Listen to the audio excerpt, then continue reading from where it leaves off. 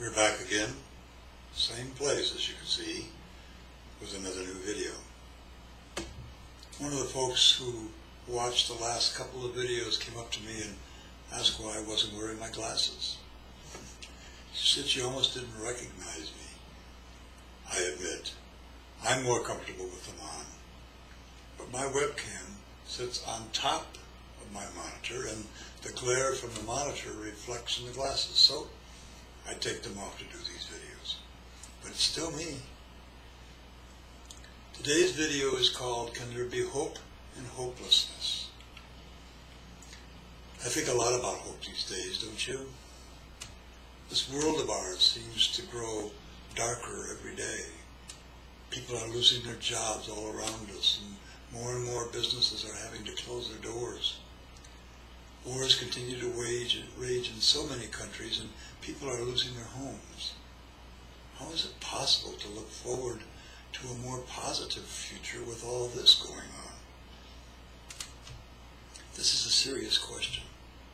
I'm really struggling to understand how I might be able to restore the feeling of hope in order to maintain our positive vision for the world. I used to believe that if we worked hard and did our jobs and kept new, good ideas flowing, we'd make a difference. But if people are losing hope that these attributes will work any longer, how can we all keep going?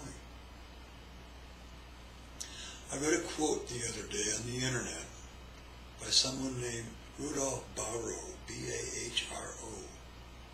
He's an activist who lived in West Germany and who, during his most creative years, showed an unparalleled knack for glimpsing the future. He said, when the forms of an old culture are dying, the new culture is created by a few people who aren't afraid to be insecure. Isn't that interesting? Is it possible that insecurity, doubting ourselves, could be a good thing? I've read about groundlessness in my study of Buddhist teachings. In fact, I admit to feeling pretty groundless myself. But I don't like the feeling at all. Then yesterday evening, I went to a lecture by Michael Dowd, who wrote the book, Thank God for Evolution, among several other books.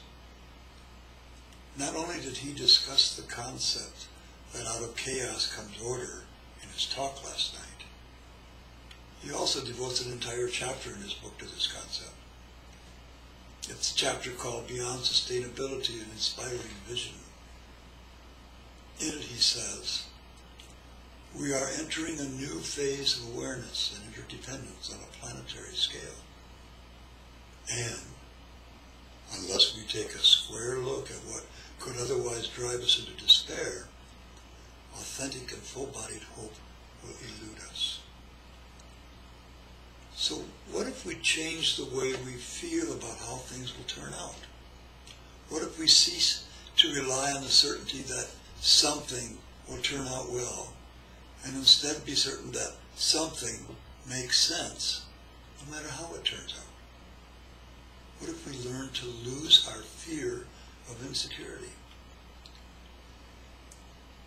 In Buddhist teaching, we learn that hopelessness is not the opposite of hope. Fear is the opposite of hope. Anytime we hope for something to turn out a certain way, and we work our butts off to make it happen, then aren't we also introducing fear? Fear of failure? Fear of loss? However, hopelessness is free of fear and can be liberating in some way. How would we feel if we faced the fact that our work might turn out to be worthless, that it might achieve no result at all, or perhaps result in the exact opposite of what we expected? If we could get used to this idea, if we could begin to concentrate not so much on the results, but rather on the value, the rightness, and the truth of the work, wouldn't we begin to sense a sort of freedom? Wouldn't we begin to focus less on the results and more on who we're doing the work for? was Thomas Merton who said, quote, "We are consoled and strengthened by being hopeless together. We don't need specific outcomes. We need each other." That quote reminds me of some of the disasters we've seen lately. We see how much people begin to pull together even though there's not much going for them. Employers who have lost orders for their products but still keep their employees on full pay and excuse me, and send them out into the community to help others. Restaurants who offer meals at whatever a person can afford, or maybe in return for helping with the dishes, or maybe waiting on tables or sweeping the floors. And some of the customers who aren't suffering financially at this time will pay as much as twice what the meal would normally cost. People, many who are hopeless, working together to ease the suffering of others. Perhaps we should adopt a new way of journeying through this time of increasing uncertainty by accepting groundlessness and hopelessness and insecurity for what they are. In return, we also experience more patience and clarity. And the big plus, we're all together as we make this journey.